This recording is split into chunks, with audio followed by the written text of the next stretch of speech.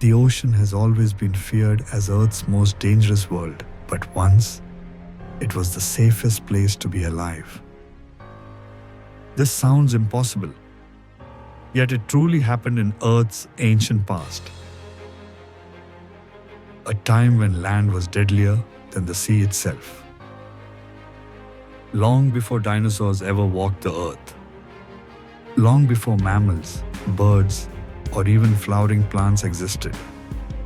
We are traveling back about 259 million years to the final chapter of the Permian Period. This final chapter is known as the Lopingian Epoch. Earth during the Lopingian was almost unrecognizable. Even the length of a day was shorter than today. One full rotation lasted only about 22 hours.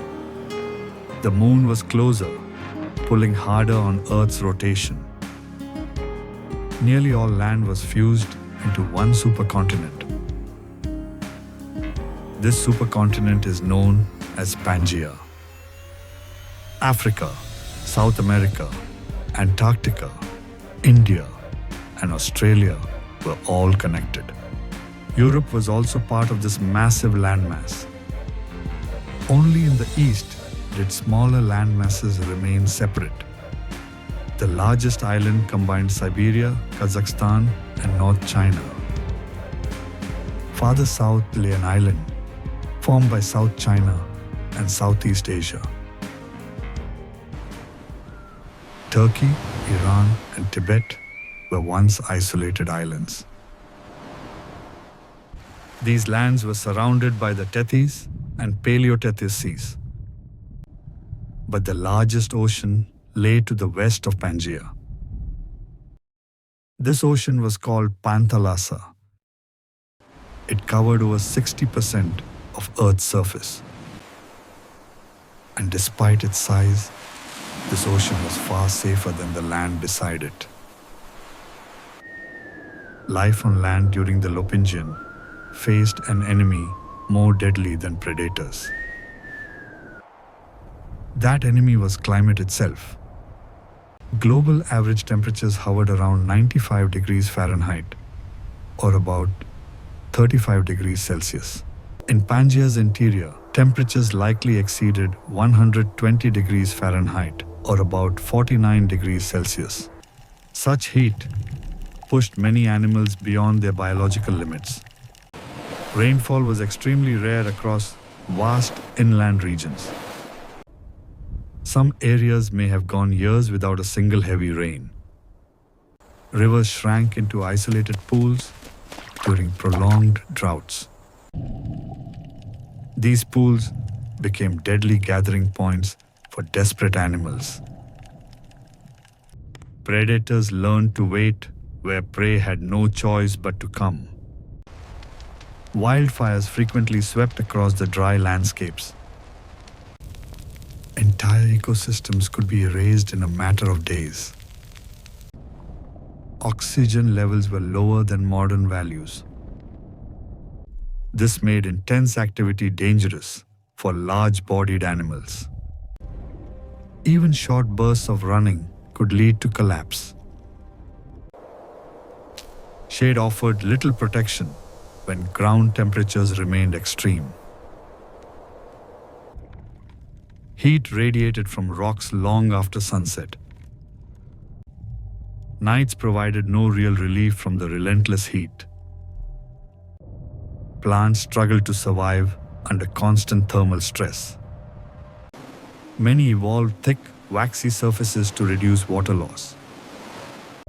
Others entered seasonal dormancy during the harshest periods. Food shortages weakened herbivores across the land. Weak prey shifted the balance of power toward predators. Natural selection now favored speed, aggression, and killing efficiency. And this brutal world would soon give rise to terrifying new hunters. While land became increasingly hostile, the oceans told a very different story. During the Lopingian, marine ecosystems were unusually subdued. This calm was not a sign of health, but of recent devastation. Just 2 million years earlier, a major extinction struck the oceans. This event is known as the Capitanian mass extinction. It eliminated a vast number of marine species worldwide. Many reef-building organisms were wiped out almost entirely. Complex reef ecosystems collapsed and never fully recovered.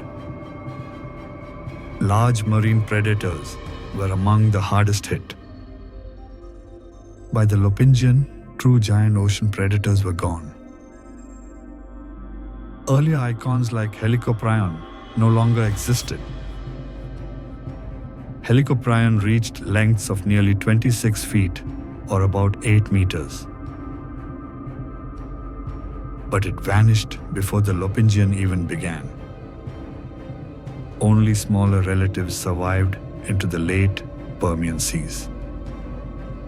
The largest sharks today measure about 6.5 feet in length, or roughly 2 meters, similar in size to a modern leopard shark. Their teeth were adapted for soft prey, not large animals. Squid-like creatures were their primary targets. Other shark groups, like Hybodus, were even smaller. Many measure just 3 feet in length, or about 1 meter. Eurypterids, once dominant sea scorpions, were fading fast.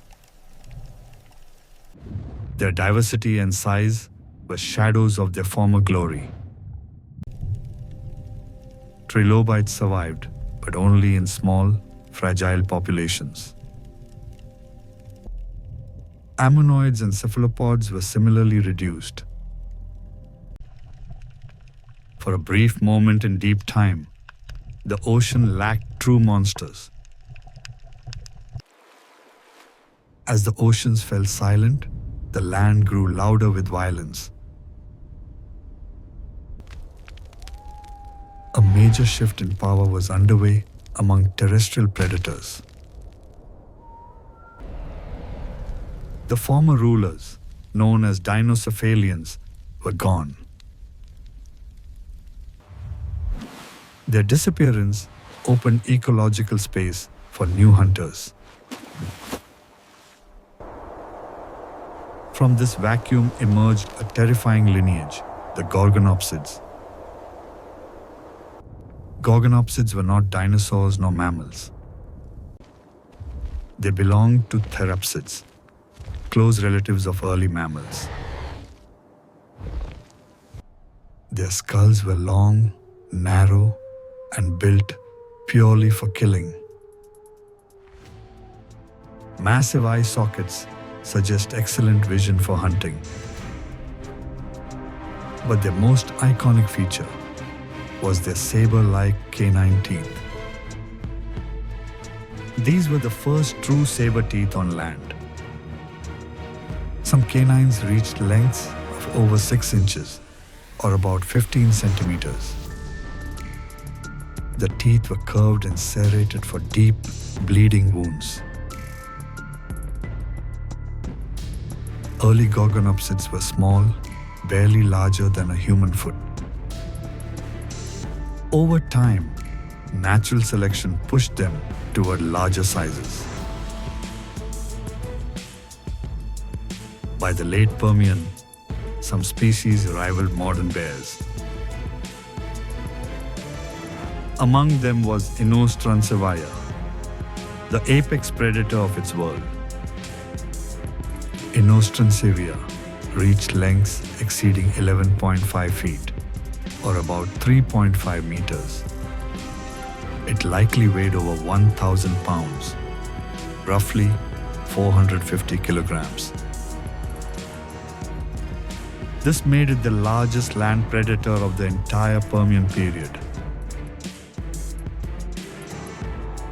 Its killing strategy relied on rapid, precise strikes. A single bite to the neck could sever blood vessels or organs. Some victims may have bled out minutes after escaping. Dozens of gorgonopsid species spread across ancient continents. On land, survival now meant facing living nightmares every day. Gorgonopsids were not alone in ruling the late Permian land. Several other predator groups thrived alongside them. One of the most fearsome was a specialized subgroup called Lopingian.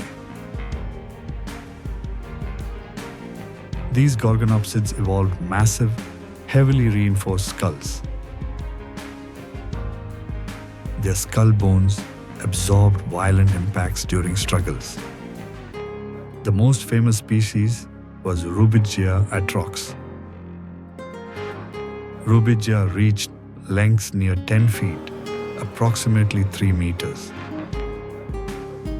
Its skull alone could exceed 16 inches in length, approximately 40 centimeters. This predator likely tackled large, struggling prey head-on. Powerful neck muscles stabilized the skull during violent bites. Smaller but faster therapsids hunted in different ways. Therocephalians specialized in speed and rapid attacks. Its skull alone could exceed 16 inches in length, roughly 40 centimeters. Their lighter builds allowed pursuit over short distances. Early archosaur relatives also appeared during this time. Proterosuchids lurked near rivers and floodplains. Their crocodile-like bodies favored ambush attacks.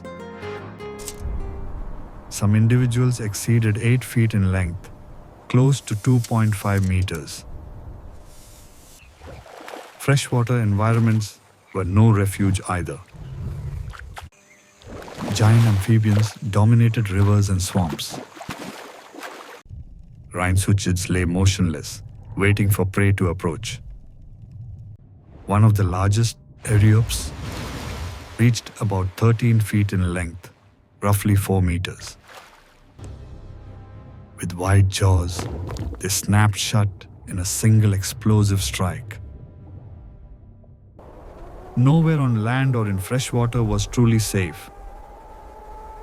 Compared to this, the open ocean still seemed merciful. But predators were not the greatest threat facing life on Earth. Far to the north, something far more destructive was awakening. This was the beginning of the Siberian Traps eruptions. Not a single volcano, but a vast volcanic province. Lava flooded an area of over 2 million square miles, roughly 5.2 million square kilometers. Thick basalt layers piled up thousands of feet deep.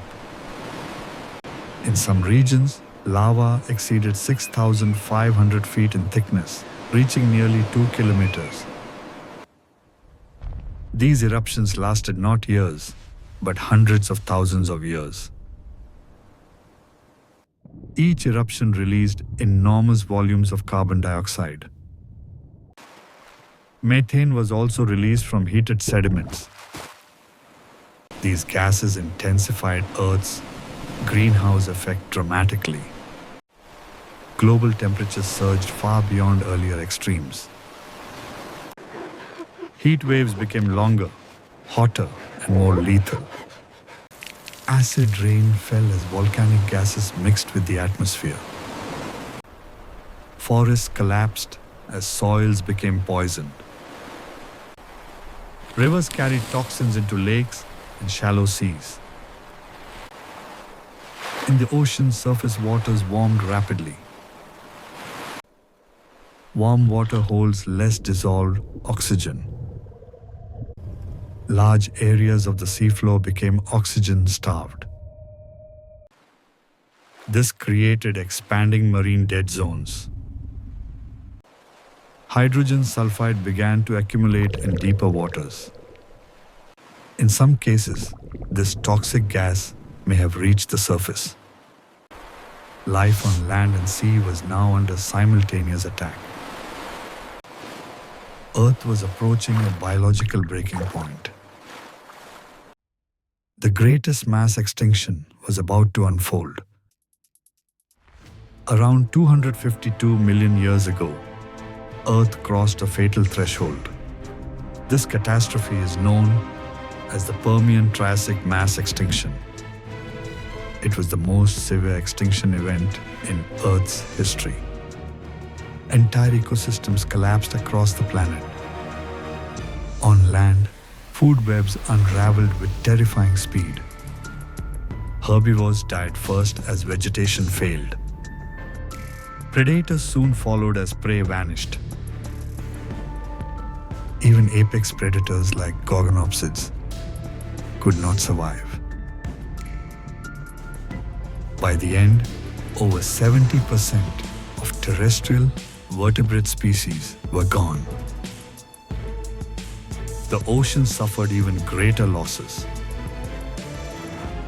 More than 90% of marine species disappeared. Coral reefs vanished almost completely. Trilobites, survivors of multiple extinctions, finally went extinct.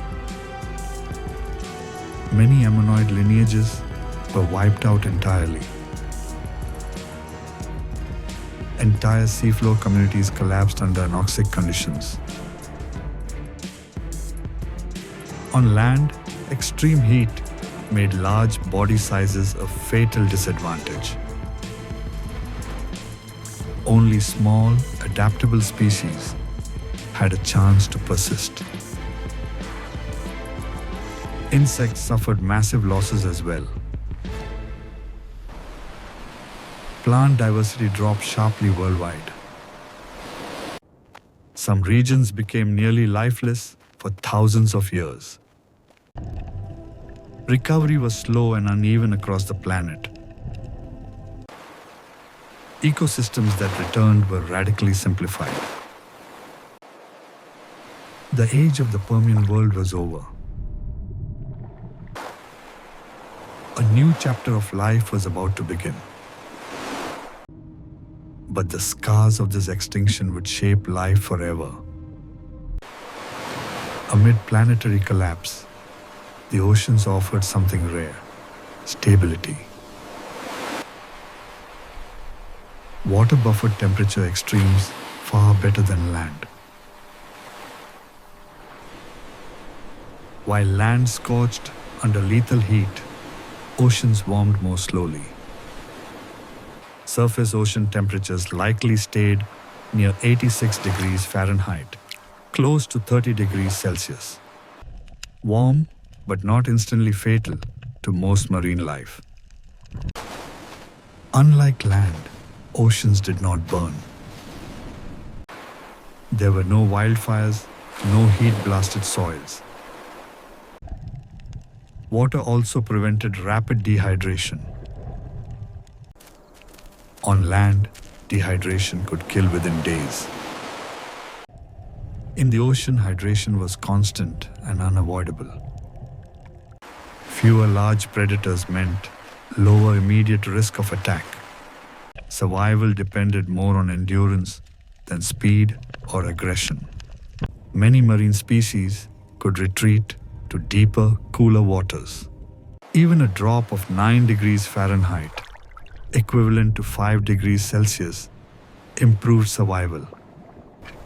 Land animals had no such escape from extreme heat. Burrows and shade offered only limited protection. Oxygen levels underwater remained more stable than on land.